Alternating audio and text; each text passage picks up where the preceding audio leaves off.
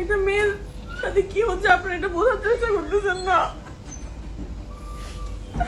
আমি যে কোনো মূল্যে আমার স্বামীর সাথে সংসার করতে চাই। তার মানে তুই মেয়ে, তার মানে তুই মেয়ে না? আরে এইটাই আমার মাথায় ছিল না যে তুই মেয়ে, স্বামী সংসার করতে চায়। কত বড় বিপদে পড়লে স্বামীও তার বউ রে গছে না, এমন ওলান বানাইছো। এই ওলান রক্ষণাবেক্ষণ করতে চাইতেছে না স্বামী, এখন যে কোনো মূল্যে স্বামী সংসার করতে চায়। আমি এতদিন বুঝিই নাই, আমি মনে করছি সে মেয়েই না।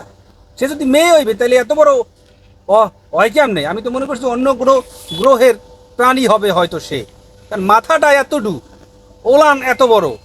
এই বোঝার উপায় আছে? কোনো কায়দায় বোঝার উপায় আছে সে মানুষ? পাপের শাস্তি হবে, এই পৃথিবীতে হোক পরজন্মে হোক। তোমার পাপের শাস্তি এই পৃথিবীতেই হইতে আছে। 40-42 লাখ টাকা খরচ করে তুমি ওলান বড় করো। সমাজ বলতে একটা কথা আছে, দেশ জাতি বলতে একটা কথা আছে। বাংলাদেশের প্রেক্ষাপটে কি যায় কি যায় না এটা তোমার মাথায় রাখার কথা ছিল।